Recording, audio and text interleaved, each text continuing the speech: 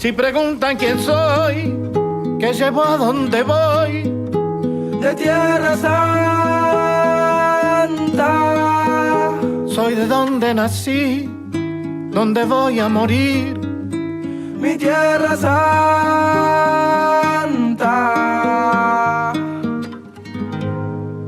A veces pierdo, a veces gano, pero no es en vano morirme por la tierra que amo. Y si los de afuera preguntan cómo me llamo, mi nombre es latino y mi apellido americano. Si preguntan quién soy, qué llevo, a dónde voy, soy de Tierra Santa. Soy de donde nací, donde voy a morir, mi Tierra Santa. Amigos y amigas de Informe del Sur, como todas las semanas, estamos aquí en Canal 2 por la TV Cooperativa para compartir nuestra mirada sobre Latinoamérica, sobre la actualidad de nuestra Latinoamérica. Venimos cubriendo hace ya tiempo, de hecho, en el programa anterior escuchábamos al presidente de México hablar específicamente sobre la migración. Entonces volvemos a México porque se sigue agudizando la crisis migratoria en toda la región. En el estado de Chiapas, por lo menos 10 municipios han sido alcanzados en los últimos 2 meses por esta crisis que se agudiza con la entrada multitudinaria de migrantes al territorio nacional, sobre todo por la frontera sur de ese país. Lo vemos. Por lo menos 10 municipios de Chiapas, un estado sureño de México, han sido alcanzados en los últimos 2 meses por la crisis migratoria que se agudizó con la entrada multitudinaria de migrantes a territorio nacional a través de la frontera sur de México. Es una situación complicada pues es un fenómeno que no se había dado anteriormente, la cantidad de gente que está llegando, ¿no?, de diferentes países, incluso de África, de Asia y de otros países muy lejanos, están entrando por acá, por nuestra frontera. Desafortunadamente el Instituto de Migración ha sido rebasado en su capacidad de responder ante este fenómeno. Quienes deciden no quedarse en Tapachula para tramitar sus documentos migratorios que les permita transitar de forma libre en el país, han viajado hasta las oficinas del Instituto Nacional de Migración en Tuxtla Gutiérrez para llevar a cabo el trámite y así continuar con su camino hacia los Estados Unidos. Sí, es muy preocupante. Los flujos migratorios, los flujos de migrantes siempre van cambiando, ¿verdad? Por un tiempo se han establecido por la costa, que era tradicionalmente la ruta migratoria del sur, pero ahora, por estas circunstancias, muchos de ellos vienen acá a la ciudad de Tuxtla con la esperanza de que el paso por aquí, el traslado sea mucho más sencillo. Sin embargo, pues se han llevado la sorpresa de que ha sido mucho más difícil. Los migrantes aseguran que se han tenido que mover de la frontera sur de México para buscar una oportunidad que los lleve a Estados Unidos. Bueno, en México queremos es pasar, porque realmente el objetivo es llegar a Estados Unidos, pues, y tener un mejor futuro, un mejor bienestar para nuestros hijos y estar bien. Y ahora hablamos de Bolivia y de la crisis que está teniendo el partido gobernante. El MAS ha expulsado al presidente de la nación, a Luis Arce. Recordemos que fue Arce, amigo, aliado y ahora adversario de Evo Morales, quien llegó a la presidencia en el 2020 con este partido político, con el MAS. Bueno, ahora lo ha expulsado por esta controversia, por esta disputa que mantiene con Evo Morales de cara a las elecciones presidenciales que se van a dar recién dentro de 2 años, en el 2025. Lo vemos. El presidente de Bolivia, Luis Arce, fue expulsado del partido político Movimiento al Socialismo, MAS, con el que ganó las elecciones en 2020. El expresidente Evo Morales se disputa con Arce el liderazgo del oficialismo de cara a las presidenciales de 2025. El MAS, que encabeza Morales, apartó a Arce por no asistir al Congreso del partido, que se celebró el martes y miércoles. No ha sabido responder al instrumento político y tampoco era parte del instrumento político. Por eso se tomó la decisión de hacer la expulsión del presidente Lucho Arce de las filas del MAS.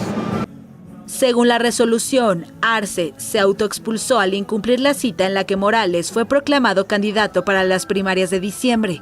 El MAS también modificó los estatutos para que solo puedan postularse militantes con 10 años de antigüedad, un requisito que Arce no cumple. Otros 28 integrantes del movimiento leales a Arce fueron expulsados. Morales impulsó la llegada al poder del actual presidente de Bolivia, tras su frustrado intento de ser reelegido en 2019, después de 14 años de mandato. Ahora critica al gobierno de Arce y del vicepresidente David Choquehuanca por supuesta traición, corrupción y tolerancia con el narcotráfico. Lamentablemente, el gobierno de Lucho David, peor que el gobierno de Facto, peor que los gobiernos neoliberales, hasta el último momento intentar que el Congreso sea postergado. En Bolivia rige la ley de organizaciones políticas que obliga a todos los partidos a tener justas internas para definir a su candidato.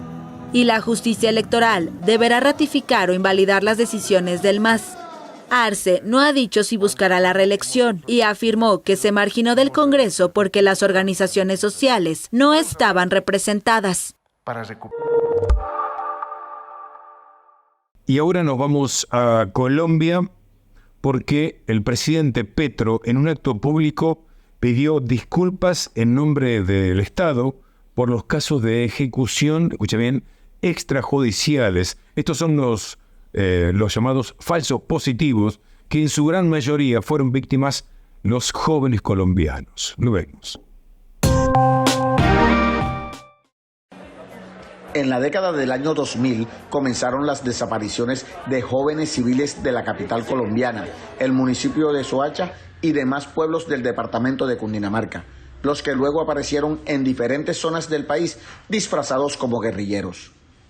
Ellos terminaban el bachillerato, tenían 19 años y pues ahí como en ese entonces reclutaban el ejército y también en socia con los paramilitares reclutaban pelados. Entonces a ellos les ofrecieron y ellos no se dejaron llevar, entonces los maltrataron hasta que los llevaron a la Loma de Cazuca y ahí los ejecutaron. Según la Comisión de la Verdad, hay registrado 6.402 homicidios realizados por el ejército colombiano con estas mismas características en todo el país. Ante el reconocimiento de culpabilidad del Estado, los familiares de las víctimas sienten, ante todo, que quieren es justicia y saber la verdad. Realmente, pues sí, es una excusa pública, realmente es un protocolo más, ¿sí? Llevamos 19 años luchando con la verdad, sabiendo la verdad y realmente nunca hemos dado con ella, ¿sí? Lo único que nosotros esperamos es saber la verdad algún día, el saber el porqué. Yo digo que es un acto de justicia y que debe ser para todos estos muertos que nos dejó, porque pues para todas las familias ha sido un duro proceso, ha sido muy difícil, a pesar de que se han hecho reconocimientos, siguen encontrándose más víctimas. El presidente Gustavo Petro hace un llamado para que esto más nunca se repita y para que se sepa la verdad de lo que pasó. Por eso acata la orden de la justicia en que lo obliga a pedir perdón en hechos que sucedieron en el gobierno del expresidente Álvaro Uribe Vélez. Como presidente de la República de Colombia, que es un gobierno popular, y en el que espero que cambie la mentalidad de elegir al que más mata, sino al que más hace vivir o a la que más hace vivir. En Colombia, que es el país de la belleza. Por eso ese cambio de política, que ojalá sea posible en la mente y en el corazón de la ciudadanía, yo me permito pedirles perdón, madres. Y con esto, bueno, hacemos la primera pausa en Informe del Sur. Recuerden seguirnos en nuestras redes sociales, en nuestro canal de YouTube, también en nuestra fanpage, y nosotros enseguida volvemos con más información. No se vayan.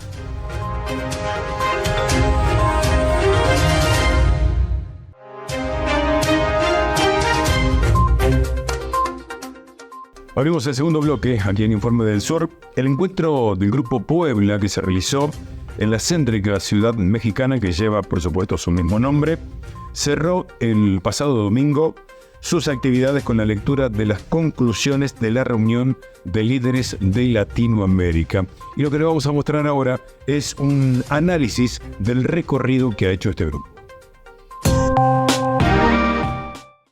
Éramos 4 fantasmas.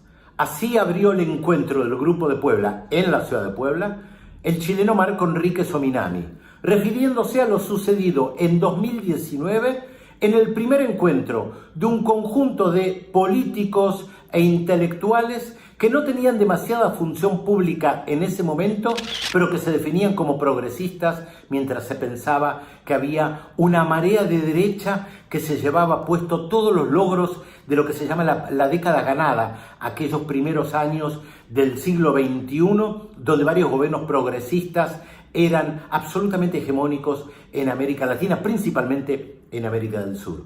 Es más, en esa reunión, ese grupo de gente que se encontró ni siquiera tenía nombre, no sabían a dónde iba, convocados por Marco Enrique Sominami, Aloisio Mercadante de Brasil, Alberto Fernández de la Argentina, dijeron: tenemos que encontrarnos, tenemos que buscar un punto de encuentro para los referentes progresistas de la región, mientras esta marea conservadora parece llevarse todo puesto. En efecto, en 2019 Jair Bolsonaro era presidente de Brasil, Lula da Silva estaba preso, en Chile gobernaba Sebastián Piñera, en la Argentina Mauricio Macri, en Colombia Iván Duque, para hablar de algunos de los países más poderosos, más influyentes de la región. En ese momento no se pensaba que podía haber un cambio de gobierno muy rápido, para bien y para mal, porque poco tiempo después de la reunión en el Grupo de Puebla, Alberto Fernández ganaba las primarias abiertas, simultáneas y obligatorias, y después la presidencia de la Argentina. Pero como América Latina está en disputa en este siglo, se podía ver el avance en la Argentina, pero también el retroceso en Bolivia. Mientras un fin de semana del segundo encuentro del Grupo Puebla en Buenos Aires se festejaba la liberación de Lula da Silva, al día siguiente llegaba la noticia del golpe de Estado en Bolivia, en contra de Evo Morales, y donde el Grupo de Puebla jugó un rol muy importante, porque ese golpe de Estado se dio mientras el Grupo de Puebla, ya con nombre constituido, tomando como referencia la ciudad mexicana, reacciona rápidamente y contribuye a salvarle la vida al expresidente de Bolivia, Evo Morales, en una articulación entre la gente que estaba ahí del Grupo de Puebla y Andrés Manuel López Obrador, que puso a disposición todo lo que había que hacer en ese momento para sacar a Evo Morales de Bolivia y salvarle la vida.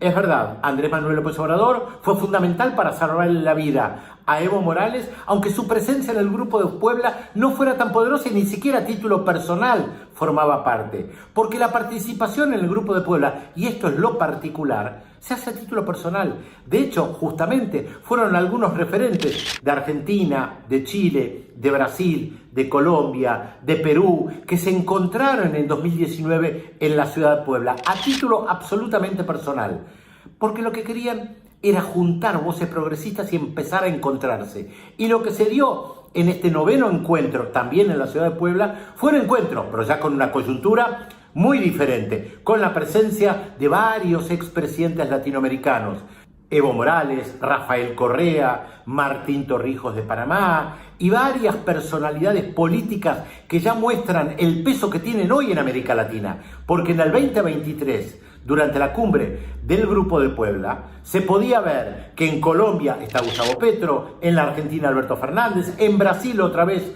Lula da Silva, en Chile Gabriel Boric, que mandó un saludo al encuentro, aunque no participa del grupo. Esto quiere decir que en estos apenas 4 años el Grupo de Puebla, de ser apenas un grupo de referentes políticos que se juntaron para analizar lo que estaba pasando en América Latina, se han convertido en un referente progresista con múltiples opiniones y una gran diversidad, pero que para las derechas latinoamericanas hoy se ha convertido a nivel regional en el enemigo más importante, porque el Grupo de Puebla está, y el famoso Grupo de Lima, que en 2019 funcionaba para tratar de contribuir a derrocar a Nicolás Maduro en Venezuela, no existe más. Maduro es el presidente de Venezuela y el tan mentado Juan Guaidó, autoproclamado presidente de Venezuela, ni siquiera figura en los titulares de los medios de comunicación. Pero además, en esta reunión de Puebla participaron la vicepresidenta de Venezuela, Delcy Rodríguez, y el canciller de Cuba, Bruno Rodríguez. Primera vez que participa alguien de Venezuela y de Cuba. Esto quiere decir que el Grupo de Puebla se sigue ampliando. Primero fueron España y Portugal, ahora Cuba y Venezuela, pero siempre a título personal. Y esto es lo diferente, lo novedoso de este grupo, que se mantiene y sostiene en una América Latina claramente en disputa. Continuamos. Guatemala, otro de los países que se encuentra en una crisis importante porque esta semana van a realizar una serie de protestas, al menos 12 de los 22 departamentos que tiene ese país. Las organizaciones sociales, gremiales y los campesinos, han dicho que seguirán, ¿sí?, con estas protestas hasta tanto no se garantice el derecho de Estado y también se respeten el resultado de las últimas elecciones en ese país. Guatemala inicia la semana con una serie de protestas en al menos 12 de los 22 departamentos del país. Los 48 cantones de Totonicapán y comunidades indígenas de diferentes departamentos realizaron bloqueos en importantes carreteras del interior, y en la ciudad capital varios grupos de manifestantes se concentraron frente al Ministerio Público, donde exigen la renuncia de la fiscal general y otros importantes funcionarios. Hoy el pueblo no puedo decir que se despertó porque hemos estado despiertos siempre, hemos tenido la paciencia, hemos aguantado, pero creo que hemos llegado ya al límite de nuestra paciencia. Nosotros como Sololá pedimos que Consuelo Porras y también Curruchiche que renuncien. La convocatoria también fue realizada mediante un mensaje institucional emitido por el binomio presidencial electo, quien responsabiliza a Consuelo Porras, jefa del MP, Rafael Curruchiche, jefe de la Fiscalía contra la Impunidad, y jueces del sistema de justicia de una persecución sin cuartel en contra del partido Semilla. Además, se reunieron con los magistrados del Tribunal Supremo Electoral este mismo lunes para mostrarles su apoyo. Los allanamientos que han tenido lugar en las últimas semanas han sido expresión del absoluto desprecio y falta de respeto que existe por parte del Ministerio Público contra el ordenamiento legal. Y es que en efecto las movilizaciones tienen su origen en los allanamientos que el Ministerio Público realizó en la sede central del Tribunal Supremo Electoral el pasado sábado, en donde con lujo de fuerza y en flagrante violencia secuestraron miles de actas que garantizaban los resultados de las elecciones que le dieron el triunfo a Bernardo Arévalo. Los magistrados de la Corte de Constitucionalidad no protegieron al TSE, por lo tanto son cómplices, advierte un analista que subraya la lista de actores que interviene en el golpe de Estado que se está fraguando. Vemos de nuevo que eso en realidad es un apoyo, sinceramente, al juez Freddy Orellana. Esto es un apoyo a la actividad del Ministerio Público por parte de la CC, porque si la CC no se los quiere impedir, pues los está apoyando. Y ya el pueblo tenemos que respetar, tenemos que saber que la CC y la Corte Suprema de Justicia entonces también se están viendo involucrados en este escenario, en este golpe de Estado que se está fraguando desde el Ejecutivo. Los magistrados del Tribunal Supremo Electoral se mostraron consternados respecto a las últimas acciones ordenadas desde el Ministerio Público y avaladas por el organismo judicial, acciones que son condenadas por la comunidad internacional. Nueva pausa aquí en Informe del Sur. Y ya venimos con el último bloque y el resto de la información. No se vayan. Gracias.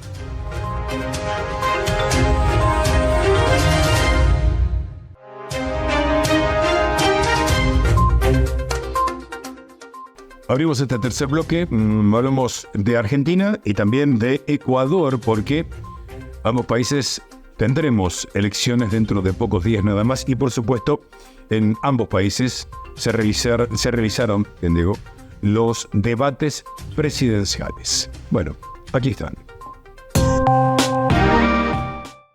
Este fin de semana, Argentina vivió su primer debate presidencial.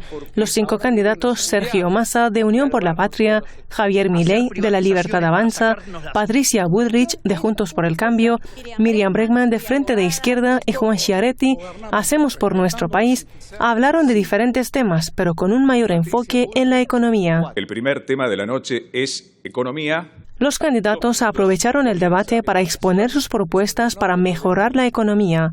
Además, lanzaron críticas contra Massa, el candidato oficialista y actual ministro de Economía, quien pidió disculpas por los errores del gobierno de Alberto Fernández. En primer lugar, vamos a poner en marcha la moneda digital argentina. En paralelo, y para que quede claro, vamos a subir las penas de lo que es la penal cambiaria y la penal tributaria. Cárcel a evasores, cárcel a los que fugan. Nosotros proponemos hacer una reforma del Estado, bajar drásticamente el gasto público, reducir impuestos, simplificar el sistema tributario, desregular a fondo la economía, hacer privatizaciones para sacarnos las nefastas empresas del Estado de encima, abrir la economía y cerrar el Banco Central. A 4 semanas de la primera vuelta de las presidenciales argentinas, Milei domina el panorama demoscópico, con un 35% de intenciones de voto. Massa le sigue de no muy lejos con un 30%. Los ecuatorianos también tuvieron la oportunidad de ver a los candidatos presidenciales contraponiendo sus propuestas en torno a la seguridad. Luisa González, la candidata de la Alianza Acción Democrática Nacional, y el empresario Daniel Noboa, del Partido Revolución Ciudadana, trataron de convencer al gran número de indecisos. Lo primero es que se vaya un gobierno que dejó que el crimen organizado se infiltre en nuestro país. Lo primero va a ser trabajar con la fuerza pública, $500 millones para equipar a la policía. El Plan Fénix consiste en varios puntos. Primero, militarización de las fronteras, pero con tecnología, con un sistema de drones, con sistema de radares de verdad. También en los puertos tener doble pesaje, escáner y presencia militar adentro de los puertos. Tener un sistema de rastreo satelital. Más de 13 millones de ecuatorianos están llamados a las urnas el próximo 15 de octubre en el balotaje electoral. Según una última encuesta, Noboa saca más de 11 puntos en intención de voto a la candidata apoyada por el correísmo. Nuevo bloque aquí en Informe del Sur. Miles de mujeres, diversidades, activistas, independientes y también organizadas marcharon esta semana aquí en la República Argentina desde la Plaza de Mayo hasta el Congreso. ¿Qué defienden en estas marchas o qué visibilizan, qué quieren? El aborto gratuito y seguro, el ESI, vidas dignas. También protestan contra las derechas, el ajuste y el Fondo Monetario Internacional. El 28 de septiembre significa la institución de la lucha por el aborto en América Latina y después organismos internacionales lo tomaron global.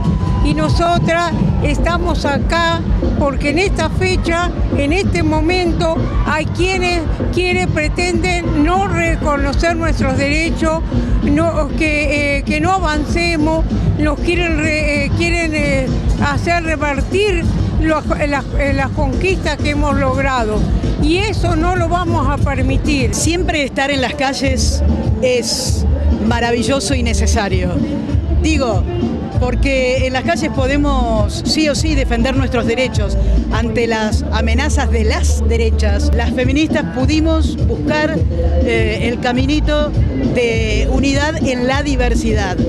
Somos muchas, tenemos distintas maneras de pararnos frente al mundo y frente a la coyuntura política, pero pudimos convocar y hacer este acto, creo yo que muy importante, no solo para nosotras, sino para el país y para lo que venga. Las olas pasan, pero lo que tiene que quedar siempre es un movimiento feminista popular organizado y sobre todo con permanencia el de clase y con los pies siempre en el territorio y en los barrios. Todo lo que hacemos todo el tiempo, todos los días, desde lo de activismo, desde la militancia, desde los comedores, de las barriadas, desde la universidad o desde las organizaciones, todo suma y sobre todo me parece eso, que los tiempos que vienen son tiempos que nos tenemos que replantear, que el campo nacional y popular tiene que estar organizado, tiene que estar unido y sobre todo tiene que estar al frente demandando los derechos que aún nos faltan. Más información, los sindicatos más importantes de mujeres en Guatemala se han reunido para discutir los bajos salarios en ese país y sobre todo la gran brecha que hay entre hombres y mujeres respecto de este tema. Piden rápida respuesta, sí, a su presidente Alejandro Yamatei. Los sindicatos más importantes de mujeres en Guatemala se reunieron para tratar de sentar las bases que permitan mejoras salariales en la industria y el campo. Los salarios que se pagan hoy día no cubren siquiera la canasta básica elemental, menos la canasta básica ampliada, que incluye gastos como pago de colegiaturas, entre otros rubros. El presidente Yamatei nos debe una respuesta, subrayan. Entonces, nuestro llamado el día de hoy es para el presidente de la República, para decirle de que ya en estos últimos meses que le quedan ejerciendo el poder, pueda dignificarse un poco él con la población, otorgando un incremento digno para el salario mínimo, el cual para nosotras va pegado a la demanda de los trabajadores en la Comisión Nacional de Salario. De acuerdo a las sindicalistas, la brecha salarial entre hombres y mujeres en su mínima expresión es de aproximadamente $100 mensuales. En el campo ya no se puede comer carne con lo poco que pagan. Otros alimentos importantes en la dieta básica son impagables. Incluso las familias tienen que hacer uniones para alimentarse. Y ahora tenemos que hacer una unión de familia para poder que alcance el dinero, pero no damos el gusto de comer tal comida, sino que tratemos la manera cómo estirar ese poquito que nos entra diario. Entonces, la verdad, para eso estamos luchando, para que nos escuchen. Uno de los sectores más explotados en Guatemala es el de la maquila. El trabajador de este sector de la industria, en su mayoría, no gana ni el mínimo establecido por el Código de Trabajo. Los descuentos son despiadados incluso cuando van a consulta médica. La explotación es fuerte, es fatal dentro de la maquila. Como trabajadora de maquila, hasta posiblemente a veces no tenemos el derecho ni siquiera de ir al sanitario. A veces no vamos al IX y también nos vamos 3 horas, nos quitan esas 3 horas, cuando eso es injusto. Los sindicalistas urgen a que se apruebe el convenio 189 de la Organización Internacional del Trabajo, que permitiría regular los salarios mínimos de acuerdo a las necesidades de la población y no con base a estadísticas empresariales. El salario mínimo por ahora en Guatemala es de aproximadamente $450, mientras que la canasta básica elemental ronda los $500. Y hasta aquí, como siempre, lo importante, nuestra mirada sobre la actualidad de nuestra Latinoamérica. Ha sido un placer, como siempre. Nos encontramos aquí, con la TV Cooperativa, la próxima semana. Muchas gracias. No hay tiempo, no hay hora, no hay reloj. No hay antes, ni luego, ni tal vez. No hay lejos, ni viejo, ni jamás. En esa olvidada invalidez,